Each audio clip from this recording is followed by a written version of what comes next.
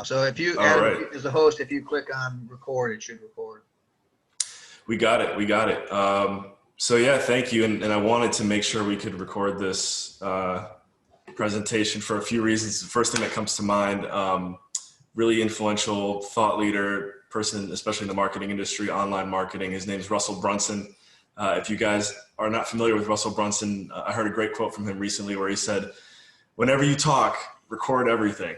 And so we're going to repurpose this presentation, this content today, and get the Crystal City Pentagon Rotary Club blasted out there around the world on the Dream Chasers platform, which is my podcast that Glenn had mentioned. So happy to be here. You know what? I want to make sure, how long do we have presentation last time today? You have roughly 30 minutes. Okay. Just want to keep an eye on the clock. So to kick things off, I know at the end of our meetings, we have the four-way test, and we always like to ask, after the four-way test, is it fun? And I definitely think the presentation today is going to be fun because, Glenn, I don't know if you remember, I reached out, or when we were going back and forth before today, I was like, yeah, I'm going to have my friend and colleague Joe Langenbrunner join me to talk a little bit about Liberland as well. And I found out last minute that it was a miscommunication between him and I. So now I'm here solo, so it's going to be fun. I just got a presentation sent over from him 10 minutes before we got started, so I haven't even had a chance to go through it yet, but we are going to skim through it and talk about some cool things about Liberland. But before that, I want to show you guys a little bit about how I first got connected with Liberland. It's a country in Eastern Europe, very small, between Croatia and Serbia, sitting on the Danube River, 4 square miles. We just had our 5th anniversary on April 13th, 2020. And back when I was in DC was when I first got connected with these guys. And I never thought that I would actually be running the podcast for an entire country, but here we are. It's happening. And this is the inception moment of Liberland. Let me share my screen and show you guys this quick video.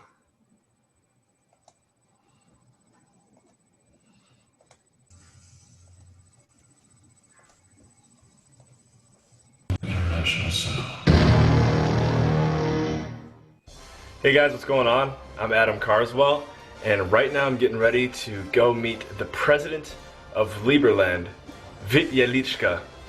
Liberland is one of the newest countries to come into existence in Europe, and the mission and the motive behind the establishment of this tiny but powerful nation near the border of Serbia and Croatia is incredible, to say the least. So I'm gonna go say hi to him, shake hands, and see what other information I can get for you guys. And in the meantime, if you don't get enough information about Liberland from this video, please just Google them, check out their YouTube channel. They're all over the internet. So without further ado, let's go meet the president. I'm here as promised with the president of Liberland, Vit. Excuse me. Vit, can you tell us about your time here in the U.S., what you're aiming to achieve, and what your mission for Liberland and this trip in particular is? Well, we had a great reception for state senators and congressmen. Yesterday we had actually 10 of them coming to our reception, so it was very well attended. We had also some foreign diplomats coming to the event, and that was something where we're starting to getting Liberland recognized by different states in the US. I think it's a reasonable step now, and it will lead, of course, to the American or US recognition in total. But for us, that's the game, the right level of the game that we should be playing right now. And a part of that, I'm meeting some great guys here that apply for jobs. For example, we've got a guy that applied for a job of the Somaliland ambassador. I saw the email go out. Cool. But he's here, he's here, and he's a great guy, Pratik. Yeah. He's got a lot of good connections in Washington, D.C. and elsewhere. He's a great strategist. He's with us for the dinner. So we've got a dinner of supporters here. And, this is just a beautiful group of people that can move Liberland forward that came down here. So I'm really excited. We've got a new representative here in Washington, D.C. Every single day we've got now 500 new people applying from all over the world, but a lot of people also from US. So I'm excited about the recent developments. Right, and I think you mentioned it earlier, but could you also touch on the basic foundations of Liberland? What makes it different from any other country that exists? Well, first of all, we are the first country that want to have a voluntary taxation system. So it doesn't matter if you don't pay taxes. You know, it just means that you will have a less voting right, and that means that, you know, if you don't want to participate in like building and helping the society to grow, okay, then you shouldn't have the right to decide about its future. And I think that's fair. That's putting the incentives into alignment. We are also building a first decentralized autonomous government based on these principles. And those principles are derived from what was good in the past, which means the Republic. We have learned a lot from the American Constitution. We've got a little bit of, I would say, influence from the Swiss democracy, and the citizens will be able to veto the laws that are being passed that I think have proven to be very good.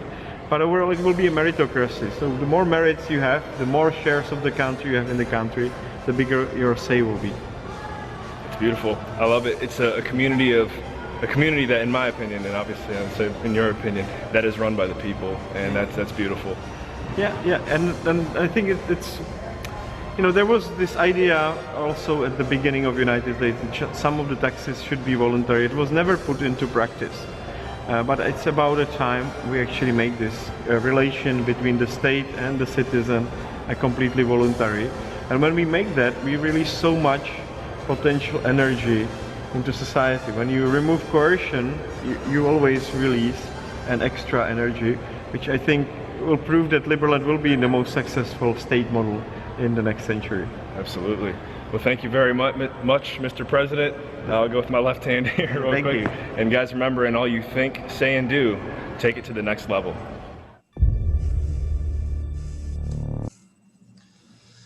All right, so that was the fall of 2018. So fast forward 2 years later, after building that bridge and making that connection, I had my Dream Chasers podcast, which we've mentioned a few times already, and in communication with President Jedlička and a few other leaders of the country, I was like, oh, I don't know if you guys could hear that noise, but I reached out to him and I was just like, is there a podcast for the country? Is anyone doing it? And they're like, yeah, you know, someone started something a few years ago, but never really followed up on it. So as I mentioned, here we are 2 years later. Episode 54 of the Liberland show just went out.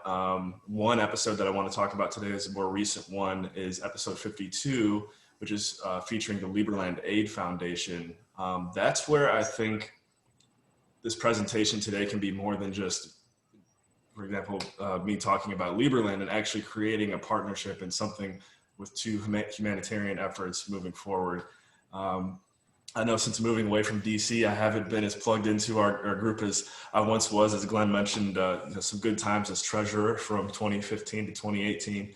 But I look at what we have going on at Liberland now after interviewing 50 plus people that are involved with the country. We have 90 representatives all around the world, a lot of Rotary involvement already in Europe and other countries, but I don't really know as far as a Rotary Club in the US that is, you know, started to work with Liberland or the Liberland Aid Foundation. So that's why I wanted to have Joey here. But I'm going to, after this, share the interview that I'm talking about with you guys that I did. And, you know, the Liberland Aid Foundation is working on projects in Haiti. They recently just donated, or I should say we recently just donated 36,000 pounds of rice and beans during the COVID mayhem.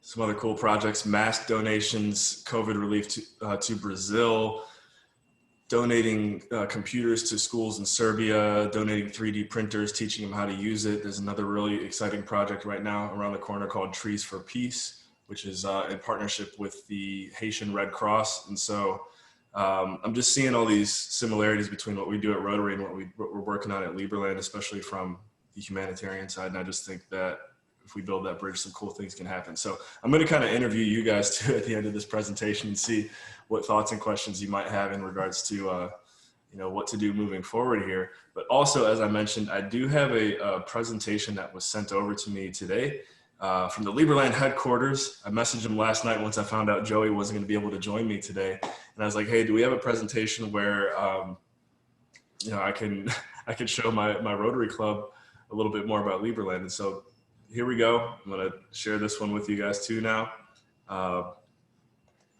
And this is gonna be fun. As I mentioned, it's gonna be fun because this is my first time going through the presentation as well. So there's 39 slides. We're probably gonna just go through it pretty quickly here. But here's a little bit of the beautiful nature of Liberland over there, as I mentioned, in the Yugoslavian area, which I think I mentioned it there in that video.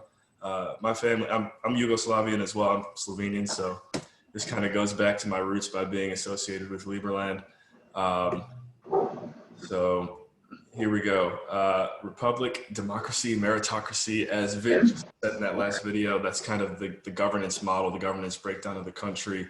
It's the first country in the entire world built on blockchain technology, which is a relatively new concept.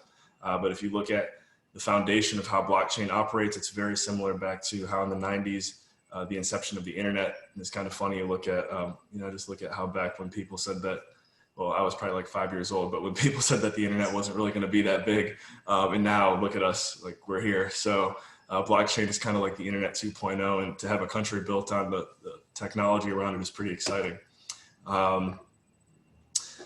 As I mentioned, we're going to kind of go through this relatively quickly because we got 39 slides, but if you see something here, especially if you're watching the replay video, this would be helpful. You can pause it so you can go back and check this out. But here's just some cool highlights from Liberland. As I mentioned, registrations, applications. Actually, I don't think I did mention that. So anyone right now listening, if you go to Liberland.org, you can apply for e-residency. I'm an e-resident of Liberland. I don't know if you'll be able to see it because I'm sharing my screen right now, but I will show you my e-residency card here. And, once Liberland is onto the next chapter and onto the next level, I will be able to open my own business there. And that's one of the cool things. If you look at the e-residency model with Estonia, that's the country that we have kind of modeled this project or this the e-residency concept after. There you go. That's what the card looks like there. So here you can see, also if you just go on Google Maps, type in Liberland, you'll see exactly where it is. This is what it looks like from the aerial view. And these are some of the concepts for the future design of the country. A lot of infrastructure is still yet to be built just due to, some of the things that come with starting a new country. But really, some really cool takeaways here. So you know what? I'm sure you guys got questions. And as I mentioned, this is fresh off the press, this presentation. So we're just going to do this. And if you go back and you check out the replay of this video, you can pause it and see all the cool things. Yeah.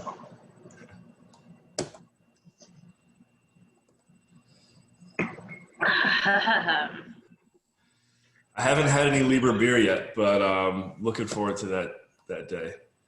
There is a Liberland airport on the Serbian side of the river that was acquired a year ago, and we've started to use it. You can see here, that's the beginning of the inception of the Liberland airport right there. Liberland is a Miss Liberland. She Holy shit. She won a competition, and I'm sorry, I don't know exactly which competition, but that's her right there doing her thing. For anyone who speaks Croatian or Serbian, there you go.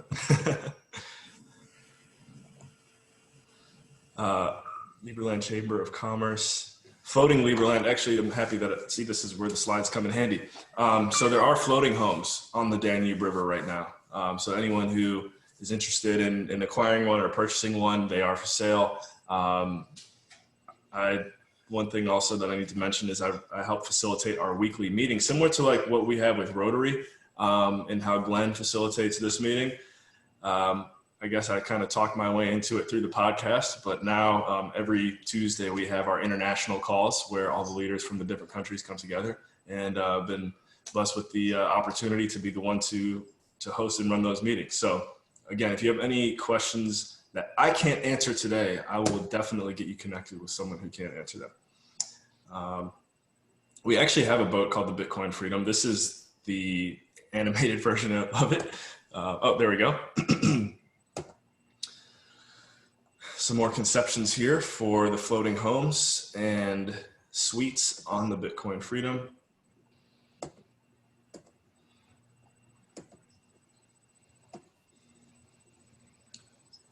And And this festival actually just took place. If you also go to Liberland's YouTube channel, you'll find all of the podcast episodes that I've done there, as well as presentations from the 5th anniversary, which was in April. And then also we just had a summer conference called Floating Man. And we were really excited about that because, I wasn't able to attend because of coronavirus, but our European representatives, a lot of them were able to go there and gather. And during a time where, it's tough for groups to come together, we were really happy that we were able to accomplish it and have a little festival this year. Probably one of the few festivals in Europe. That's our president, first lady, and one of their children. They now have 2. And okay, we made it through. Cool. So that was fun. Let me see what other notes here I got for you guys, and then we'll open it up for questions. Well, you know what? That pretty much hits on it. I just want to reemphasize, though, the Liberland Aid Foundation. If you go to liberlandfoundation.org, you can find out a lot more about the projects that we're working on. And that's, again, the guy who I wanted to bring on here, Joey Langenbrunner, is based out of DC, actually. So a good local connection to have for Liberland. And hey, in this Corona era that we're living in, as I've seen with our club, you guys have, I say you guys because I'm still a part of it.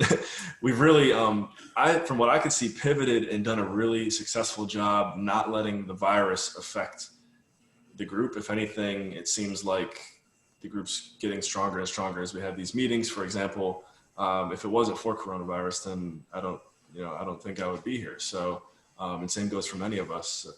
So anyways, just taking advantage of the time that we have to pivot and recreate ourselves. That's where we're at. My name is Adam Carswell, host of the Liberland Show, host of the Dream Chasers podcast. Make sure if you guys haven't subscribed to those shows, you just go ahead and type it in on Google. I'm sure you'll find it. Liberland Show, Adam Carswell, Dream Chasers, or just send me a note. The end of the presentation, let's open it up for questions and see how we can keep pushing this thing forward. Yeah, Adam. Uh-huh. A personal question, more so about you and your life than about Liberland. Yep. But you were probably the most enthusiastic entrepreneur I know. And of course, that has been the nature of some of the videos you've done for me at our entrepreneurial school in Honduras. And so as you're a great networker, and I'm just kind of curious how Liberland fits into your entrepreneurial aspirations, your networking efforts, and your real estate work. How do those things come together? I'll kind of want to learn from you on that point. I find it very similar to how I think Rotary was a good entryway into international networking in a way that I never foresaw coming.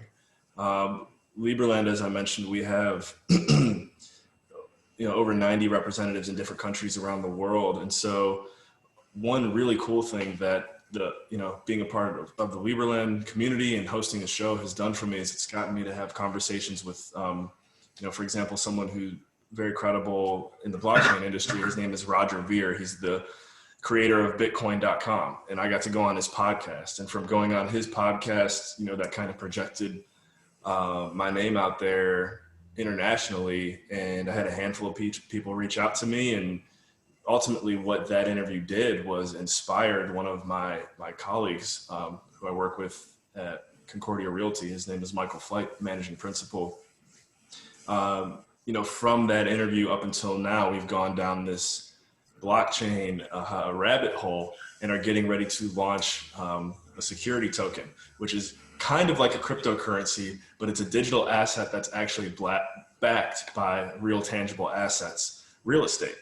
And so if it wasn't for Liberland, that might have still happened, but it's really cool to see how, that connection led to where I'm at now. And if, we're doing the replay video, as I mentioned, or for anyone tuned in live, you can go to libertyfund.io.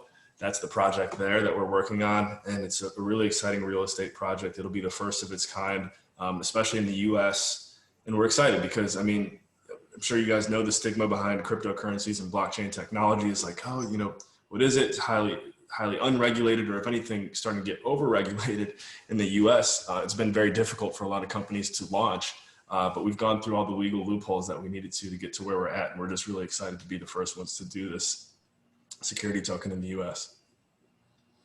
Thank you. Steve, and actually, let me see if I can get it. I'll get the gallery view up just in case I could miss any raised hands. But yeah, go ahead, Steve. I've never heard of Liberland, and I read the newspaper, and I'm a student of history. What is the genesis of the country, and a little background on it? Sure. Yeah. Sorry, just kind of dove into it, huh? So if you trace back to the time where the Yugoslavian war kind of came to an end and lines were drawn in the sand, etc. The Liberland, the parcel of land, was, and I might not use the proper terminology here, but basically on a map or legally, it looks as though it belongs to Croatia, but it's on the Serbian side of the river.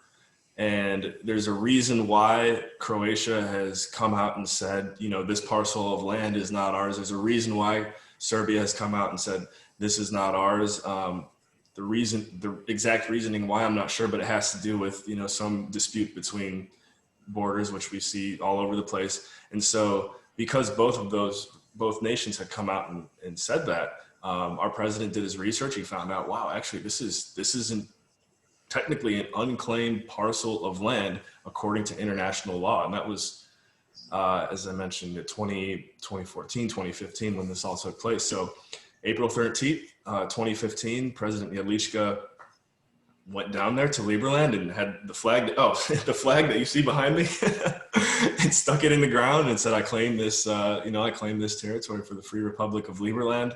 And that's kind of where it all started. Now, since then,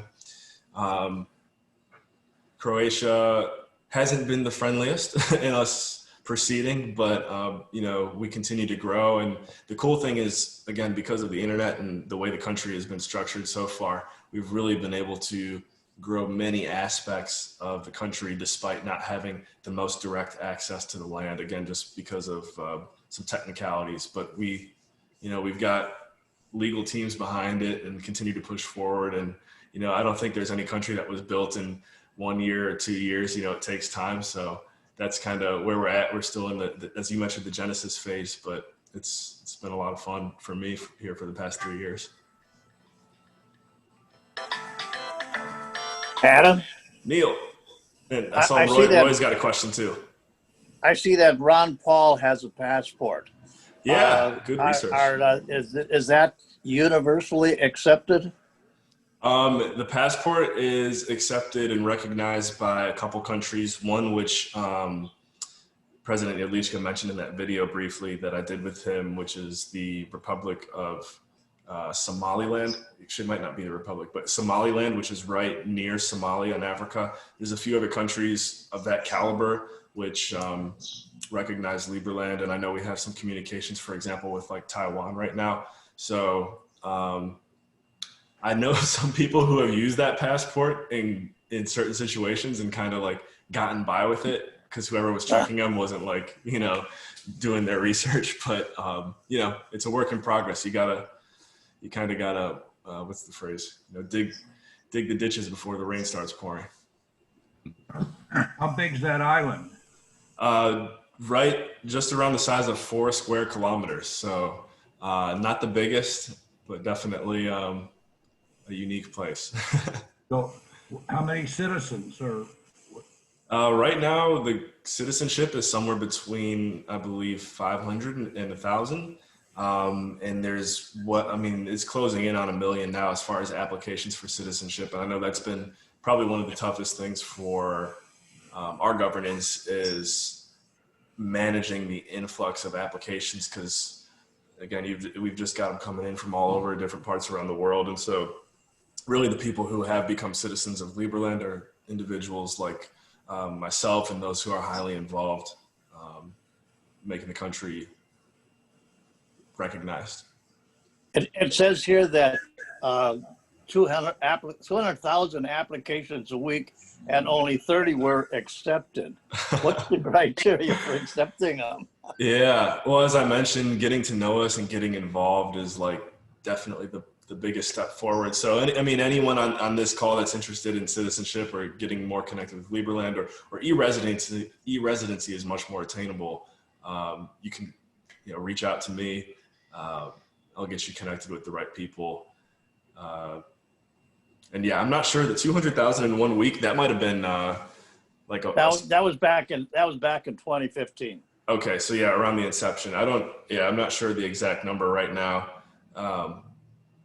But it's good questions. I know, Roy. Are you a dual citizen? I'm on the way. I'm on the way. I'm ready. I actually am only a e-resident at the time because I will be getting my citizenship once I can actually go there and visit the land. That's how at least in my conversations, how President Jedlička likes to do it. And honestly, I would feel much more proud and happy that once I do physically go to Liberland to get my citizenship, it'd just be a more special moment than getting it in the mail. So no rush, it's on the way. Sounds like a potential mouse that roars. Like a what? Sounds like a potential mouse that roars. That movie years ago, The Mouse That Roared. That's it. I mean, it's an entrepreneurial haven as we see it too. We really want to see the country get to a level, for example, that we might see Singapore today or Hong Kong or Monaco, the successful city-states that have generated a lot of wealth. That's the direction we see it going. Roy, I know you raised your hand like 2 or 3 times, so I want to get to you. Steve got my question. Oh, did he? Sorry. Hello, this is Chris. Glad to meet you. Nice to meet you, Chris. 2 questions. What are the additional steps that you all going to take in order to become official? Are you trying to become an official member of the United Nations? That's number 1 on the list, and it all starts with getting recognized by anyone that we can. That's why I mentioned humanitarian efforts are so powerful. I know internationally, the country of Haiti might not be like the most noteworthy or praised, but it is a country, a part of the United Nations, and for us to be partnered with the Red Cross and working on projects with them is a huge step in the right direction. I know we have some strong connections with individuals at the state level of New Jersey, state level of Ohio. The Ohio Libertarian Party, I believe, issued a statement of recognition. And so whether it's city, state, country, any level of recognition that we can keep pushing for and getting, we believe is going to ultimately get us into that, that United Nations recognition that we're aiming for. And another cool thing, make sure to do, if you have time, look up President Jedlička's presentation to the European Union. He spoke at the European Union at least once, maybe even twice within the past year or so. And, again, we just view that as another huge step in the right direction for Liberland. And do you have a website for the real estate venture that you mentioned? Yeah. libertyfund.io. And you can go to libertyfund.io, and at the top of the page, you can see it, or if you scroll down to the bottom and you put your email and your information in there, we have a free report on the future of blockchain and real estate, why we're excited about it, why we're excited about our project, what makes it special, unique, ready to be successful. Highly recommend if you have any interest in investing in real estate from a futuristic perspective, libertyfund.io. We really see ourselves as a model for the direction that the industry is going. Thank you. Thank you, Chris. Sue, I know you, there you go. How are you doing, Sue? Hi. I have a couple questions. It looked like you said your airport's on the Serbian side. That is correct. So do they run the airport? Are you under Serbian air flight rules? And what carriers from what countries are flying to that airport? Yeah. So as of right now, it's a private airport, and that's largely just because, as you saw, the size of it as well. But we definitely, have much more support from the country of Serbia over the past 5 years. They're really the ones. We have a free trade zone too, which I can't believe I forgot to mention, but just recently opened, so that's probably why I forgot. There's a free trade zone in Apatin, Serbia, or near Apatin. And so that just kind of goes to back up what I was saying and what the direction I think you're going, which is, the airport is private for the time being. But at the same time, I mean, the Serbian government and people and those right there along those cities in the Danube River, Sombor is another one. They've all been very supportive in the growth and the development of Liberland, because they can see like, wow, once this becomes the vision that has been created, it's really going to bring a lot of positivity and growth and economic value to that portion of the world, which could really use it. Have you seen any of the Serbs asked for that region to take care of some of the refugees? We have, as far as I know, we haven't. That's something where, I probably wouldn't necessarily be the best one to speak on it, but I haven't heard much refugee talk. I just think immediately our Minister of Foreign Affairs, Thomas Walls, would be the perfect one to answer that. And he's actually based out of Fort Lauderdale. So really cool guy. Go check it. Thomas Walls. He's got like 2 or 3 interviews in the Liberland Show archive. Go ahead and check him out. Thank you. Mm-hmm. Angelo, how are you? Hey, how you doing? Good. Glad meeting you. Listen, I'm a European. You are? Yeah, I'm from Italy. So as like Joe, I never heard about this new country. But do you foresee any territorial expansion of this free country? And if it is positive, can be a kind of point of controversy between Croatia and Serbia. You said that Croatia is not very friendly at the moment, towards this new entrepreneur situation. So do you foresee any, because we lived in Europe after the Yugoslavia fell, all these wars between, these newborn sub-countries like Serbia, Croatia, and then we had Kosovo, and so do you foresee any trouble? I think it probably would be wrong to say that we don't foresee any trouble, because you just never know what the future can hold. I think as far as you mentioned territorial expansion, from what I can see, there's no real desire at the moment. Definitely at the moment to acquire any land beyond what we've claimed as Liberland. I think with the airport and the free trade zone being on the Serbian side of the river, and the negotiations that we've made with Serbia and the Serbian government. Again, I'm not really a part of like the details of those negotiations. I just know that's what we've done. You could consider that, I guess, territorial expansion. But as far as us like wanting to, take large chunks of neighboring countries, I think that Liberland would have to become established and kind of prove to the world that it's set out to do what it's aimed to accomplish. And then at that point, I mean, it's kind of like, who knows what could happen.